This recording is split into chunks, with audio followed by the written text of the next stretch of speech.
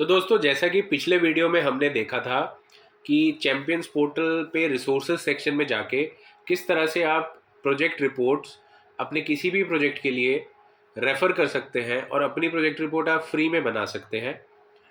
आज हम चेक करेंगे कि क्या क्या स्कीम्स यहाँ पर हैं और उन स्कीम्स को आप किस तरह से अप्लाई कर सकते हैं। तो चलिए शुरू करते हैं। स्कीम्स फॉर यू सेक्शन में एग्जिस्टिंग स्कीम्स में हम जाके चेक करते हैं कि क्या एग्जिस्टिंग स्कीम्स यहाँ पर दिखा रहा है। तो पहली एग्जिस्टिंग स्कीम है PMEGP, जिसको prime minister's employment generation programme भी बोलते हैं। ये किन के लिए है दोस्तों? ये है न्यू एंटरप्राइज के लिए जो सेटअप करना चाहते हैं micro enterprise through credit link subsidy support. ठीक है, इसका जो की बेनिफिट है स्कीम का वो ये है कि ये बैंक द्वारा फाइनेंस्ड होती है, एक सब्सिडी प्रोग्राम है। और इस सब्सिडी प्रोग्राम में आपको अपना नया माइक्रो एंटरप्राइज जो कि किसी नॉन फार्मिंग सेक्टर में हो वो खोलने के लिए मार्जिन मनी मिलता है सब्सिडी के रूप में, जो कि 15% से 35% तक हो सकता है आपके प्रोजेक्ट का, है ना। 25 लाख रुपए तक इसका अमाउंट हो सकता है मैन्युफैक्चरिंग के केस में, और 10 लाख रुपए तक इसका अमाउंट हो सकता है सर्विस सेक्टर के केस में। For beneficiaries belonging to special categories such as scheduled caste, scheduled tribes, women, minorities, ex-servicemen, NERs, the margin money subsidy is 35% in rural areas and 25% in urban areas। तो जो maximum cost, जैसे मैंने ऊपर भी बताया, इसकी project की 25 लाख या 10 लाख तक होनी चाहिए। मैन्युफैक्चरिंग के केस में 25 लाख और सर्विसेज के केस में 10 लाख। इस स्कीम को कोई भी इंडिविजुअल अगर 18 साल से ऊपर का है, ठीक है, वो इसे अप्लाई कर सकता है। कोई सेल्फ हेल्प ग्रुप इसे अप्लाई कर सकता है, रजिस्टर्ड सोसाइटी भी कर सकती है, कोई चैरिटेबल ट्रस्ट है तो वो भी इसको कर सकता है। और इसकी जो डिटेल इन्फॉर्मेशन है आप यहाँ से पढ़ सकते हैं कि जो खुद का कंट्रीब्यूशन इसमें लगाना है बेनिफिशियरी को, वो 10% ऑफ प्रोजेक्ट कॉस्ट होगा in case of general category and 5% of project cost होगा in case of reserved category, जो कि मैंने ऊपर भी आपको बताई थी। अगर एप्लीकेशन फॉर लोन अप्रूव है तो बैंक सैंक्शन जो है वो रिलीज हो जाएगा, जो बैलेंस अमाउंट 90 से 95% of the total project cost है, suitably for setting up of the unit by the beneficiaries. In order to have sustainability, मतलब ये प्रोजेक्ट को लंबे समय तक चलाने के लिए जो प्रोजेक्ट या यूनिट सेटअप होगा स्कीम में, उसको सपोर्ट सर्विसेज जो है वो भी प्रोवाइड की जाएंगी फ्रॉम बैकवर्ड एंड फॉरवर्ड लिंकेजिंग, जैसे कि अवेयरनेस कैंप्स के द्वारा, वर्कशॉप्स के द्वारा, EDP जिसको एंटरप्रेन्योर डेवलपमेंट प्रोग्राम बोलते हैं, उसके द्वारा आपको फैसिलिटीज़ प्रोवाइड की जाएंगी। और गवर्नमेंट ऑफ इंडिया ने इंट्रोड्यूस किया है online process flow for application, तो आप इजीली इसको अप्लाई कर सकते हैं। इसका यहाँ पर बटन भी दिया गया है कि क्लिक हेयर टू अप्लाई। तो अभी मैं अप्लाई तो नहीं करूँगा क्योंकि हम जब स्कीम स्पेसिफिक वीडियोज़ आपके साथ शेयर करेंगे तब मैं आपको ये प्रोसेस दिखाऊंगा। बट क्योंकि मेरा ऑब्जेक्टिव है एग्जिस्टिंग स्कीम्स दिखाने का इस वीडियो में, तो ये एक पहली स्कीम है PMEGP। और एलिजिबिलिटी आपने देख ली है, जैसा इंडिविजुअल जो 18 साल से ऊपर है, नया यूनिट होना ज़रूरी है दोस्तों, ये ध्यान रखिए। अगर आप एग्जिस्टिंग कोई बिजनेस कर रहे हैं और आप दूसरा यूनिट लगाना चाह रहे हैं, या आपका कोई रिलेटिव के नाम से भी अगर आप लगाना चाह रहे हैं, तो उस केस में ये आपको नहीं मिलेगा। अगर नया काम शुरू करना चाह रहे हैं तो ही आपको ये मिलेगा, तो ये थोड़ा ध्यान रखें आप। और इसी के अंदर सेकंड लोन भी है, मतलब जैसा ये फर्स्ट लोन है, पहला आपने ले लिया तो आपने काम शुरू कर लिया, अब आपका काम थोड़ा चल गया गवर्नमेंट के सपोर्ट से, अपनी मेहनत से, तो उसके बाद आप सेकंड लोन फॉर अपग्रेडेशन के लिए भी जा सकते हैं, है ना। और इसमें भी again maximum subsidy will be 15% of project cost, 20% for north eastern region and hilly states. Balance amount of total project is provided by bank as term loan. ठीक है, तो यहाँ पर टर्म लोन के रूप में आपको बैलेंस प्रोजेक्ट मिल जाएगा, बैलेंस अमाउंट मिल जाएगा। और 15% जो है वो आपकी सब्सिडी रहेगी। अगर आप नॉर्थ ईस्टर्न रीजन या हिल स्टेट से हैं तो 20% रहेगी। और ये मिलेगा कि इनको एग्जिस्टिंग वेल परफॉर्मिंग PMEGP या मुद्रा यूनिट्स को मिलेगा, जो अच्छे से काम ऑलरेडी कर रहे हैं। ठीक है, ये कुछ डॉक्यूमेंटेशन डिटेल्स के बारे में है, ठीक है, कि क्या क्या डॉक्यूमेंट लगेंगे, क्या डिटेल लगेंगी। और इसमें लिखा है कि इंपॉर्टेंट पॉइंट ये है कि unit should have been making profit for the last 3 years, है ना। प्रॉफिटेबल यूनिट्स के लिए ही ये स्कीम है। क्योंकि अगर कोई ऑलरेडी नॉन परफॉर्मिंग बिजनेस होगा उसको सरकार अगर लोन देगी तो चांसेस ज़्यादा है कि वो रिस्की लोन होगा, इसलिए ये प्रॉफिटेबल यूनिट्स के लिए ही है जो सेकेंड लोन की फैसिलिटी है, जिनका लास्ट 3 ईयर्स में प्रॉफिटेबल काम रहा हो। उसके बाद तीसरी स्कीम जो एग्जिस्टिंग स्कीम्स में मेंशन्ड है वो है credit guarantee scheme for micro and small enterprises.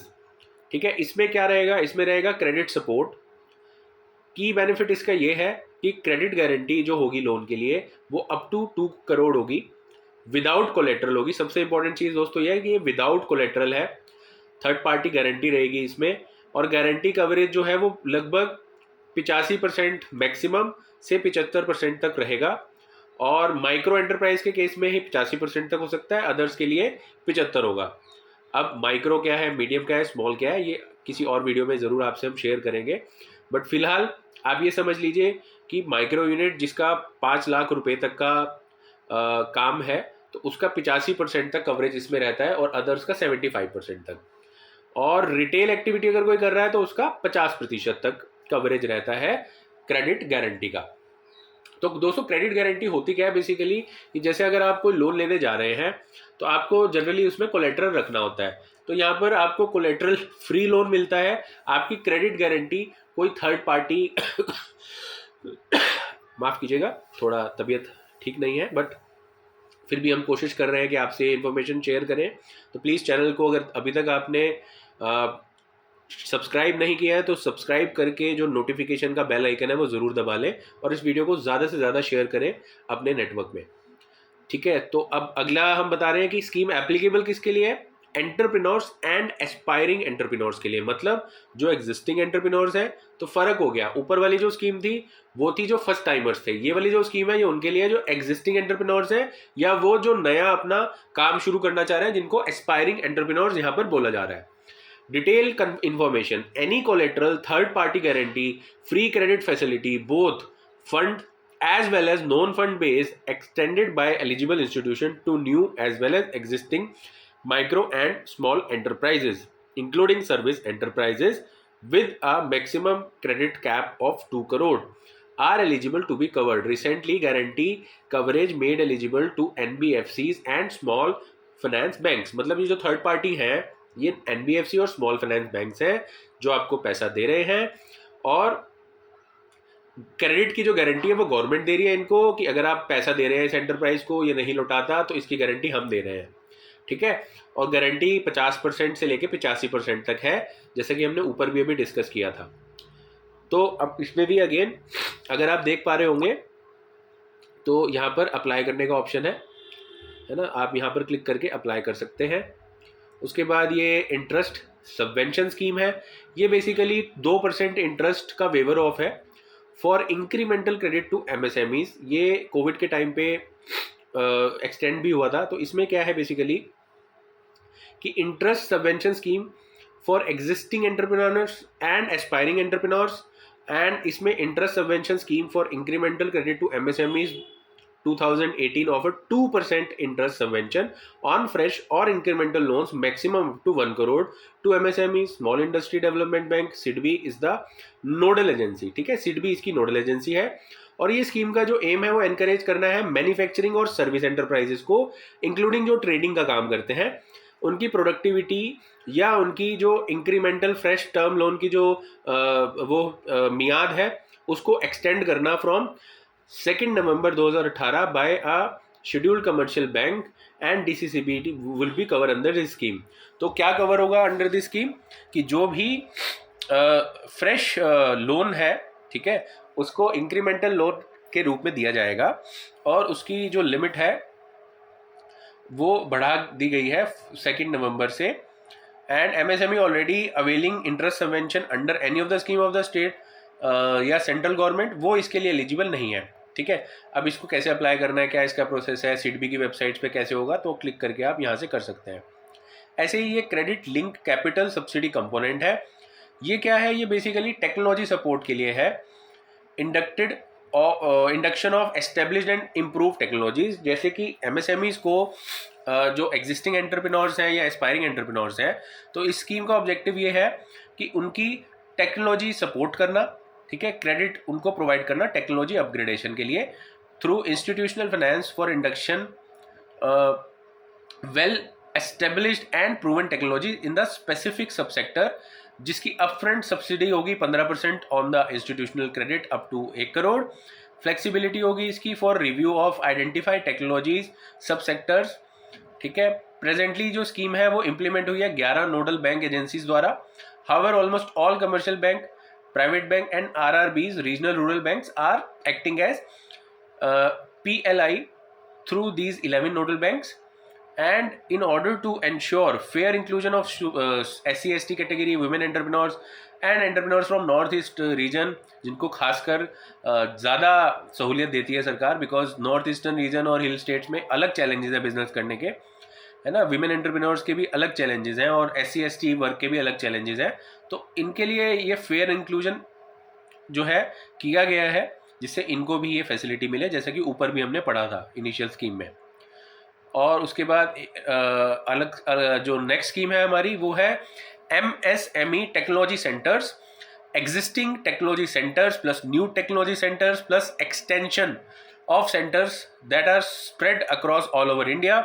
इसका ऑब्जेक्टिव है टेक्नोलॉजी सपोर्ट प्रोवाइड करना, स्किल डेवलपमेंट देना और प्रोडक्ट डिज़ाइन के लिए ये अवेलेबल है। की बेनिफिट इसके ये हैं कि ये design and manufacture of dies, molds using latest technology, prototyping for new product, skill development for tool design, mechanics, CNC machines, PLC, mechatronics, CAD, CAM, footwear, fragrance, glass manufacturing, automation, consultancy, tool design। तो मतलब ये manufacturing और services again दोनों के लिए होगा। और इसकी जो डिटेल ट्रेनिंग है वो ऑफर करता है जो टेक्नोलॉजी सेंटर्स हैं फ्रॉम 2 वीक टू 4 ईयर्स। 76 इसमें प्रोग्राम चल रहे हैं NSQF के, और long term trainees are well placed in the industries. तो ये एम्प्लॉयमेंट बढ़ाने के लिए scheme. And customised training programme में also be launched. TC Kannauj may provide consultancy for sanitizer manufacturing. TC Meerut can do PPE coverall testing. So basically ये sanitiser और coverall की जो बात की गई है ये आई थिंक कोविड के टाइम पे आया होगा, तो उसके रेफरेंस में यहाँ पर लिखा है। बट ओवरऑल अगर आप समझें मोटा मोटा तो ये स्कीम जो है टेक्नोलॉजी सेंटर्स बनाने के लिए है और स्किल बेस्ड एम्प्लॉय और मैन पावर जनरेट करने के लिए है। अगली स्कीम है procurement and marketing support scheme. जैसा कि नाम से ही समझ में आ रहा है कि participation of individual MSMEs in domestic trade fairs, exhibitions, capacity building, उनकी कैपेसिटी बिल्डिंग करना, and organising domestic trade fair exhibition, vendor development programme, national international workshops and seminars. तो जो एग्जिस्टिंग एंटरप्रेन्योर्स हैं जनरली ये स्कीम उनके लिए होती है, उनके काम को, उनके अफेयर्स को, बिजनेस को बढ़ाने के लिए। एंड डिटेल इन्फॉर्मेशन इसकी ये है कि इसमें पार्टिसिपेट जो करेगा, participation of individual MSCs in domestic trade fair exhibition across the country. Maximum budgetary support जो इसमें रहेगा वो space rent and contingencies up to 1.5 lakh रुपए तक रहेगा for metro and A class cities, and 1 lakh रुपए रहेगा maximum for B class cities.